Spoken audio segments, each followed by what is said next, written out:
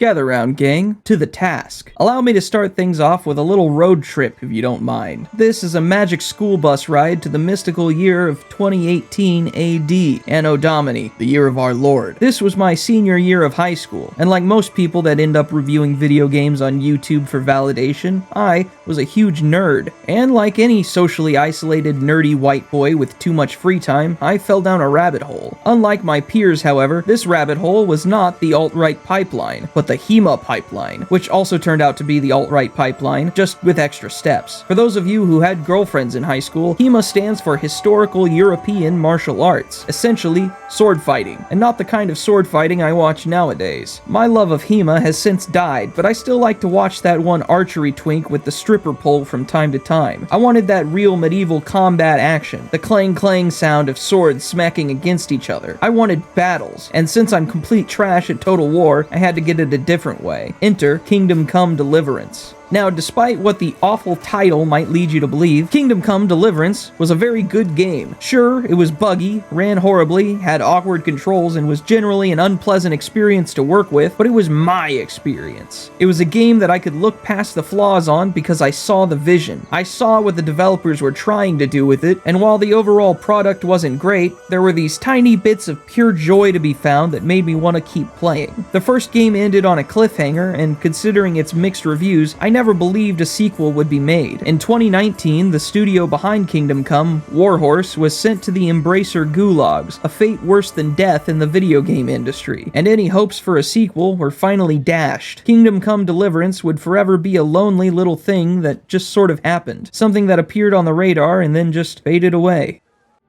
But I was wrong.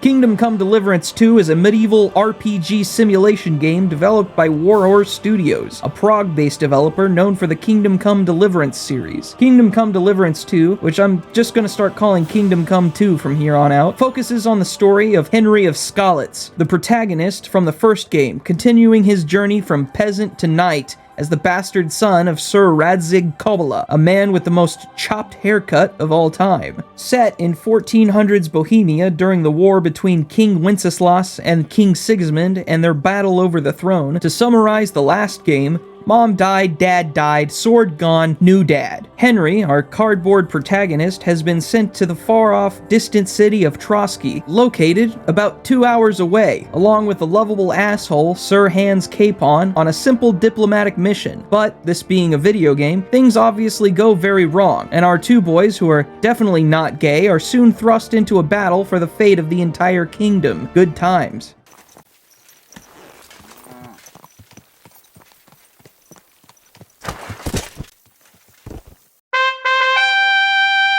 First and foremost, Kingdom Come 2 is a simulation game. You are simulating the life of a 15th century Bohemian peasant, which is to say, your life sucks. You may be the son of a noble, but you're the bastard son of a noble, like Jon Snow. Except I don't recall Jon Snow ever having to dig through piles of pig shit. You're more like this guy, or this guy, complete cannon fodder, whose only path to success is purely from your own skill and ability. Being noble adjacent does grant you some of the nicer privileges in life though, like a bed, or even a whole shack to call your own. You can even have a horse. It may be scrawny and old and on the verge of dying, but it's a horse. You are truly blessed. The simulation aspect doesn't end there though. Kingdom Come 2 features a living, breathing world, full of people that will very realistically tell you to eat shit. Committed a crime and got caught? Yeah, you're gonna get branded for that. And most shopkeepers will not look kindly upon someone with a fresh brand. The people around you may spit at you, curse your name, or kick dust in your general direction. Decided to embrace the true gamer lifestyle and refuse to bathe? NPCs will take note of this and tell you to go wash yourself. Truly, we are the most oppressed minority. This goes the other way as well, of course. Have you displayed the chivalrous nature of a true knight in shining armor? Have you rescued damsels in distress and literally saved the kingdom from falling to pieces time and time again? Here's a 2% discount on that piece of armor you wanted and still can't afford. Thank you for your service. Being an RPG, you accrue new skills and abilities the more you play. Of course, you can't carry over every skill from the previous game, so Kingdom Come 2 takes care of this by literally throwing you off a cliff. It's a long climb back to the top, but at least you're not entirely powerless this time. In the first game, you couldn't even swing a sword sword properly until about 10 hours in, and you couldn't even read until like 20, so the sequel is actually pretty lenient in that regard. The game does feature quite a few mandatory stealth sections. By mandatory, I don't mean that the game fails immediately after being caught. The game fails when 20 guards pile onto you and cut your head off. It is annoying, but it did help me to develop a new stealth method, sneaking up behind enemies and carefully, quietly, blowing their spines out through their chest with the medieval equivalent of a 12 gauge. Very satisfying.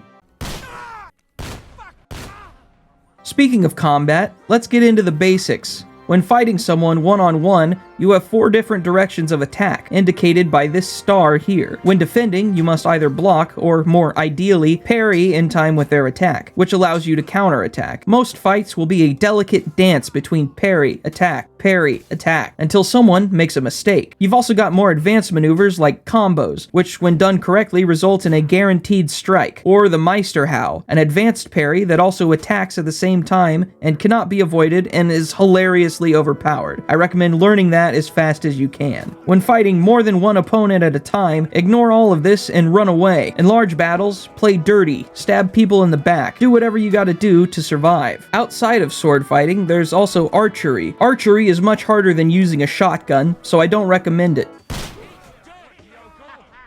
Survival is important, which is why you also have to keep yourself fed, bathed, and the hardest thing of all, keep a regular sleep schedule. Unlike the first game, where feeding yourself was as simple as finding the community pot of stew located in every town, you do actually have to find food for yourself. The stew pots are still around, but you will be arrested for eating from them now, as people suddenly don't like it when you steal their food. When not fighting for your life, you'll most likely be spending your time talking to NPCs. Remember, this is a simulation game, so consider the fact that if you try speaking to someone, wearing completely scuffed armor covered in blood and dirt usually isn't the best first impression. Or maybe it is if you're trying to look intimidating. Just like real life, conversation is the hardest part of the game. It's all affected by a million different things like the general opinion of you, whether or not you bear a criminal brand, what kind of clothes you're wearing, the state of those clothes, whether or not you choose the right dialogue options, etc. The important thing to remember is to dress for the job you want, not for the job you have. These are all systems that were included in the first game, but the sequel has done a really good job of fine-tuning these things. Also, you have a dog now, so that's pretty cool.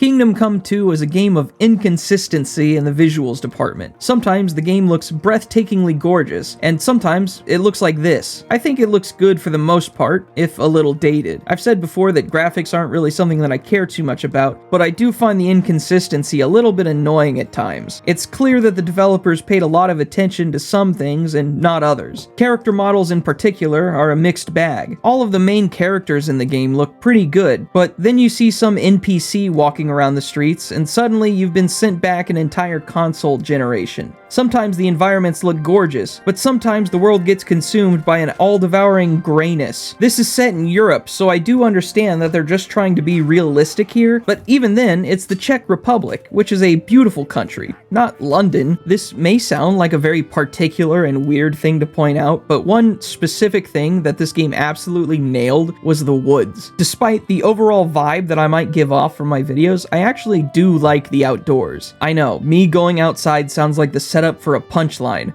but I like camping, I like hiking, I like taking my fishing pole to the river and cracking open a cold one or 12 without ever casting my line once. So when I tell you that this game somehow manages to capture the feeling of walking through the forest better than any game I've ever played, I say it with at least a little bit of credibility. I don't know, I'm just kind of weirdly drawn to the woods in this game.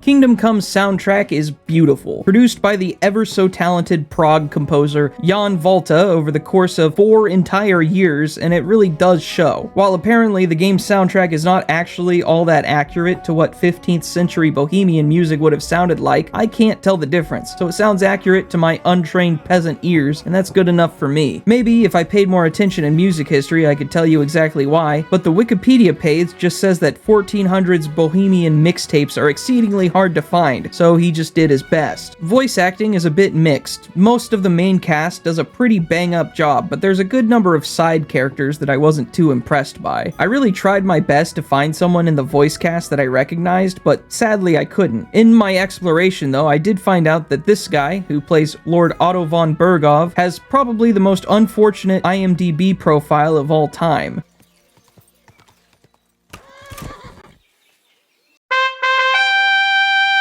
Unfortunately, one of the main issues I had with the game was with our main character. I said it earlier, but this man has the personality of a single wood chip. Henry unfortunately suffers from RPG protagonist syndrome, in that it's difficult to express much of a personality on a character that is meant to be a stand-in for the player. I understand that it's difficult to do, but you could have done something at least. I don't think Henry's actor was bad. His performance itself was pretty good. I just think they failed to give him anything to work with, which leads me into the criticism I have for this game. The most I can say about Henry's personality is that he comes across as something of a fish out of water. He's a poorly educated peasant, sort of forcefully pushed into the role of a knight, and oftentimes finds himself put into situations way above his pay grade. This does give us the occasional moment of humor where characters will be talking about grand scheme politics and Henry just sort of stands there looking like a deer in headlights, which I do enjoy, but there wasn't enough of it to where it felt like an intentional part of Henry's character to me. Sometimes Henry came across as a bit of an idiot. Got your armor and wine for the journey. Where is it then? Oh, sorry. I'll be right back. But other times he comes across as supremely capable and wise beyond his years. If I had to guess at what the idea was behind his personality, I think Henry is supposed to be one of those good-hearted, simple country boy archetypes that doesn't quite understand the highfalutin ways of the nobility, but nevertheless manages to provide some good old-fashioned common folk wisdom when the time calls for it. But that's only a vague idea of the kind of character I think Henry is supposed to be. The outlines and broad strokes are there, but the finer detail is missing. Well, I just want someone to love me. You have noble ambitions. That is good. This unfortunately leads to Henry, the protagonist of 2 entire games, over 100 hours in total, to be completely sidelined by the much more fun and entertaining character of Hans. Kiss our asses! God, is this retribution for my sins? Literally every time Hans comes on screen, Henry is completely outshined. Unfortunately, Kingdom Come is the story of Hans Capon, told from the perspective of a side character. And it's not just Hans that Henry stands in the shadow of. The game is packed with these way more interesting characters, and I genuinely loved seeing all of their stories play out, and spent a lot of the game wishing I was playing one of them instead. You've got Zizka, a charismatic rebel with a killer stash. Catherine, the woman with a dark and mysterious past who follows him. Samuel, a man looking for both revenge and his own past. Musa, the black guy. Henry, sir. How come you're so Big, wise, courteous. And then there's Henry, who just wants his sword back from a guy that stole it. I cared more about Henry's dog than Henry himself. The whole game is a collection of really fun and interesting stories that you won't get to experience for yourself. Aside from that, there are a number of issues. Just like the first game, this one is buggy as hell. Granted, it's less buggy than the first game, but that's like saying napalm is less deadly than a nuclear bomb. Like, yeah, that's technically true, but we probably shouldn't be dropping either of those on a populated urban area. But the worst thing of all, is the goddamn staircases. I don't know if it's historically accurate or not, but did we need to make every staircase in the game exactly 1 person wide? I'm sure that if this small tavern was ever laid siege upon, you would want those staircases, as they would force intruders to approach single file. But that is actually not a mechanic in this game. I probably spent like 2 hours of my total playtime just standing there waiting for NPCs to finish their slow-ass walk animations up and down these staircases so that I could finally leave.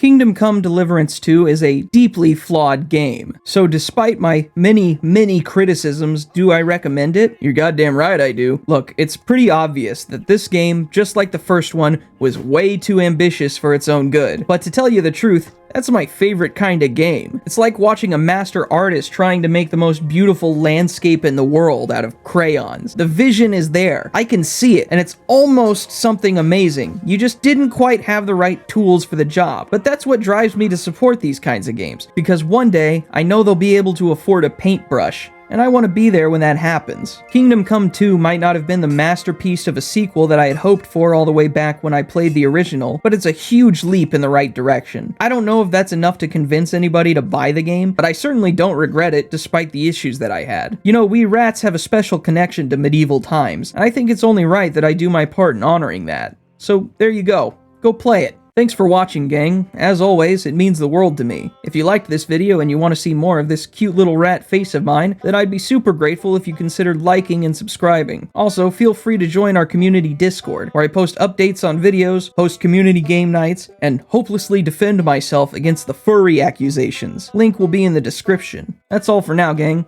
One love. See ya.